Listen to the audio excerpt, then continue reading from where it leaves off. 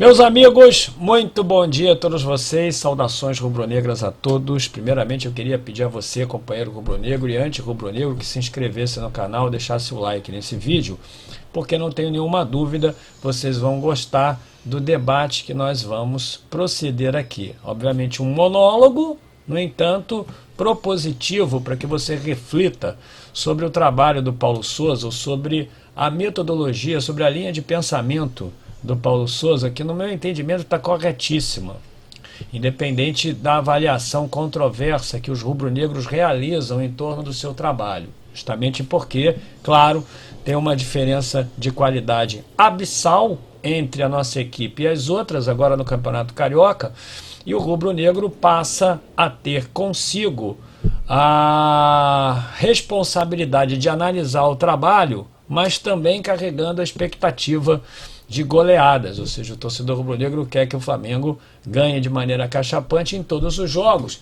E isso, no meu entendimento, não está sendo possível por alguns fatores, dentre eles o entrosamento, mas principalmente em função do laboratório que é o Campeonato Carioca para o Paulo Souza. E eu tenho dito isso, e agora reajo a uma reportagem do site Coluna do Flamengo sobre o calendário, meus amigos, do ano de 2022, que é insano, porque vocês já sabem muito bem que esse ano tem Copa do Mundo, no final do ano, um ano atípico, e tudo vai ter que ser condensado, talvez pior, no meu entendimento, pior ainda do que aquele calendário de 2020 e 2021 que foi afetado pelo Covid-19. Então, nós vamos ter competições e jogos em profusão. E aí vocês já sabem, meus amigos, que o Flamengo obviamente tem um elenco muito bom, mas que sofre com lesões, como qualquer outro clube. É verdade que no ano passado foi algo demasiado que nos levou a crer que haviam problemas no departamento médico, na fisiologia e nas decisões dos treinadores, e eu acho que realmente isso aconteceu. Mas agora o Flamengo tem uma comissão técnica de primeira linha, e o nome de tudo isso aí é planejamento. E o torcedor rubro-negro faz críticas, no meu entendimento, injustas à metodologia do Paulo Souza, o chamando de promotor de rodízios pardais, ou seja, chamando o Paulo Souza de pardal. Então entenda uma coisa, o que ele quer? Meu amigo, eu vou mostrar para você aqui, não saia do vídeo, eu vou mostrar para você como é insano esse calendário. Mas o que ele quer? Ele quer criar multidisciplinaridades, porque ele sabe que ele vai sofrer com lesões, ele sabe que vai sofrer com desgaste, sabe que vai sofrer com suspensões. Tem a seleção brasileira também, que vai roubar os nossos jogadores em determinadas oportunidades, tem datas FIFA, tem também aí a seleção uruguaia, tem a seleção chilena, ou seja, tem vários selecionáveis dentro do elenco do Flamengo. E o planejamento tomou conta das decisões da comissão técnica de maneira muito inteligente. Tanto é verdade que não estamos sofrendo muito com lesões musculares nessa temporada, justamente em função desse controle de minutagem. Ele adota essa nomenclatura por parte do Paulo Souza. Então vamos lá, eu vou ler aqui essa reportagem, que ela está abalizada, como sempre, por fatos, por realidade. Ela começa assim: o mês de março para o Flamengo está sendo, podemos assim dizer, tranquilo no quesito calendário. É tranquilo, agora é tranquilo, nós só estamos realizando o Campeonato Carioca. E agora não ingressamos nos outros, mas a partir de abril vocês vão ver. Fará na quinta, dia 31, o seu duelo de ida e contra o Fluminense, ou seja, nós vamos ficar 10 dias aí sem jogar. E aí depois, no dia 3 de abril, nós vamos ter a final, o segundo jogo da final do Campeonato Carioca contra o Fluminense e contra o Botafogo. Meu entendimento, tanto faz. Aí ele bota aqui, se porque em abril, por exemplo, está previsto que o Flamengo entre em campo 8 vezes. Então, o Flamengo no mês de abril vai entrar em campo 8 vezes. Meus amigos, isso é insano. É insano. O Flamengo tem muito pouco tempo para descansar entre as partidas. Vocês acham que o Flamengo não vai sofrer com lesões se nós mantivermos sempre os mesmos jogadores? Como faz parte da cultura do torcedor brasileiro, do futebol brasileiro, torcedor acostumado com isso, a repetência das escalações. O que é insano. O que, na verdade, não pode ser possível. Porque os jogadores, obviamente, vão se lesionar. Então o Flamengo entra 8 vezes Para você entender, eu quero que você reflita, você aí que chama o companheiro de pardal, porque ele testa um jogador no lado e outro no outro, porque isso já se faz na Europa com sucesso há muito tempo. Não é à toa que o futebol brasileiro é considerado o terceiro mundo do futebol, os nossos campeonatos, mas isso já se faz há muito tempo. Vejam bem, os jogos que o Flamengo tem em abril. Então vamos lá. Em abril, o Flamengo entra em campo 8 vezes, que dá a média de cerca de um jogo a cada 3 dias e meio. Veja se ele e a comissão não estão certos. Próximo mês, inclusive, o Rubro Negro estreia no Campeonato Brasileiro, na Libertadores da América e na Copa do Brasil. Nesse torneio eliminatório, o Fla atua pela terceira fase e se classifica, e caso se classifique, disputará as oitavas de final da competição. Aí ele bota aqui, segundo o calendário previsto e divulgado pela FERJ, Campeonato Carioca da CBF, Copa do Brasil da Conmebol, Libertadores da América, o Flamengo volta a ter semana livre para treinar somente entre as rodadas 8 e 9 da competição de pontos corridos. Ou seja, o Flamengo só vai ter uma semana livre, meus amigos, pelo que eu estou vendo aqui, em junho. Ou seja, essa insanidade, essa maratona de jogos, ela vai continuar a acontecer até junho, quando nós vamos ter uma semana de descanso para poder promover os ajustes necessários. Então é o seguinte, é conceito e prática e descanso. Conceito, prática, descanso e manutenção da condição física. É por isso que ele está fazendo esse controle de minutagem. Agora vamos lá, olha só. O calendário, Campeonato Carioca. Primeiro jogo dia 31 de março. Volta dia 3 de abril, outro domingo. Aí o Flamengo tem na Libertadores da América. Primeira rodada 6 de abril, segunda 13 de abril, terceira 27 de abril, quarta rodada 4 de maio, quinta rodada 18 e sexta rodada no dia 25 de maio. Olha isso. Oitavas de final 29 de junho, segundo jogo 6 de julho, tá tudo aqui. Copa do Brasil, terceira fase. Primeiro jogo, dia 20 de abril ou 21 de abril. Ainda não está definido, mas é em abril. Segundo jogo, de volta, 11 de maio ou 12 de maio. Aí tá lá. Quarta fase de oitavas de final, 22 de junho ou 23 de junho. Segundo jogo, 13 de julho ou 14 de julho. E aí o Flamengo tem as seguintes datas nos campeonatos que vai disputar, nas partidas do Campeonato Brasileiro. Primeira rodada, 10 de abril, segunda, 17, terceira, 24, quarta rodada, 1º de maio, quinta rodada, 8, sexta, 15 de maio, aí tem todo aqui, 10ª rodada até 8 de junho. Na verdade, essa reportagem, ela fala dos compromissos do Flamengo até junho. Ou seja, quando o Flamengo vai poder descansar 3 dias e meio, em média, por exemplo, no mês de abril. Então, você aí, companheiro, que acha que o Flamengo vai enfrentar o mesmo calendário que agora tem no Campeonato Carioca, você está enganado. Isso aqui, meu amigo, é fato. O que abaliza o planejamento que ele está fazendo. Aí a reportagem continua. Como é possível ver na tabela acima, após a fase de grupos, o Flamengo só voltará a campo na Libertadores no dia 29 de junho pelas oitavas de final, se por acaso se classificar.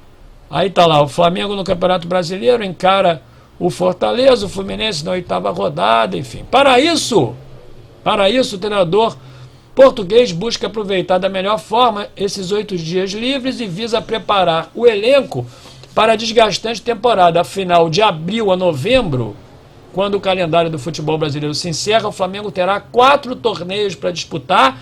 E aí eu quero que você reflita comigo, companheiro rubro-negro, se realmente faz uma avaliação correta da metodologia do Paulo Souza de mesclar jogadores, quando ele deixa o João Gomes no banco, quando ele tira o De Arrascaeta no meio do jogo, e muita gente reclama, quando ele poupa o Everton Ribeiro, quando ele poupa o Bruno Henrique, não é? Quando ele vai mesclando jogadores, quando ele vai testando jogadores em outras funções, porque entenda uma coisa, jogador de qualidade, meu amigo, aprende sim a jogar em outra função. Obviamente não vai botar o Everton Ribeiro no gol, não vai botar o Neneca como centroavante. Mas dentro do limite do possível, dentro de expectativas coerentes, isso já se faz na Europa há muito tempo. E os times ganham muita competitividade, porque esse controle de minutagem, meu amigo, é capaz realmente de revigorar o jogador e pô-lo em condições de enfrentar o próximo compromisso em quase toda a plenitude da sua forma física. Então é isso que tem que ser feito.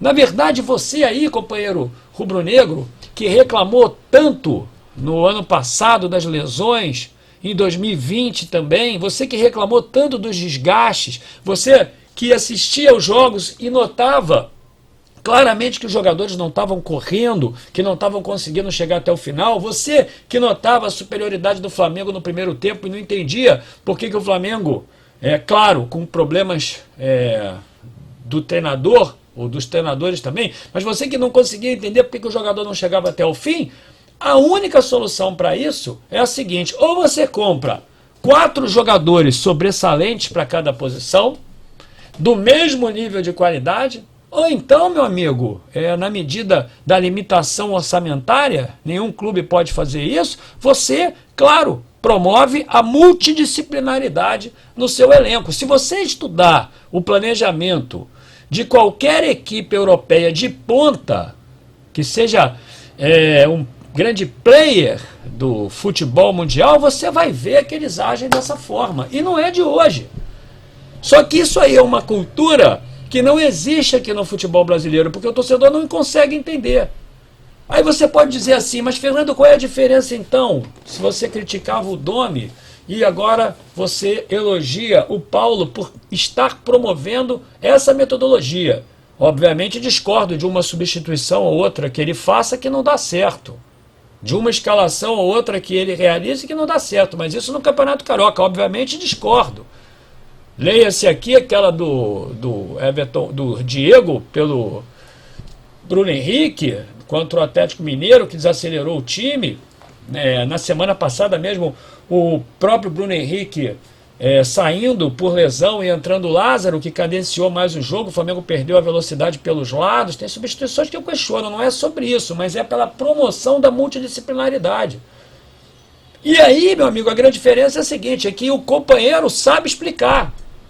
Ele vai lá e versa muito bem e observa os erros e os assevera como pedagogia da adversidade para poder realmente reconstruir a equipe, para poder melhorá-la. O Domi fazia isso? De jeito nenhum.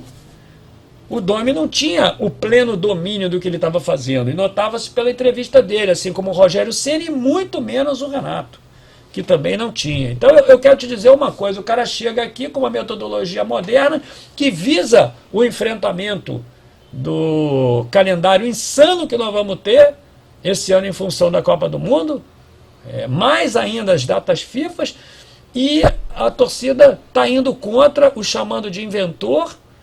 A torcida está pedindo a cabeça dele, inclusive uma parte da torcida pede a cabeça dele, sonhando com uma vinda do Mister, que eu queria muito que tivesse vindo, mas acho muito impossível que ele venha, mesmo estando ele livre no mercado. Acho impossível, até porque também torcer para que o Paulo Souza agora saia significa tão somente torcer para o Flamengo ser eliminado de todas essas competições. Pelo que vocês estão vendo aí, é um outro detalhe da nossa reflexão: as decisões dessas competições elas vão até julho, quer dizer, decisão de continuidade, de progressão nas competições ou não. Então o calendário está muito apertado, não vai fechar em dezembro, porque esse ano tem Copa do Mundo, né? Então eu queria mostrar aqui para vocês, meus amigos, que realmente, aqui manipulando a reportagem, eu queria dizer para você, companheiro rubro-negro, que concordo e que ele está sofrendo grave injustiça, justamente porque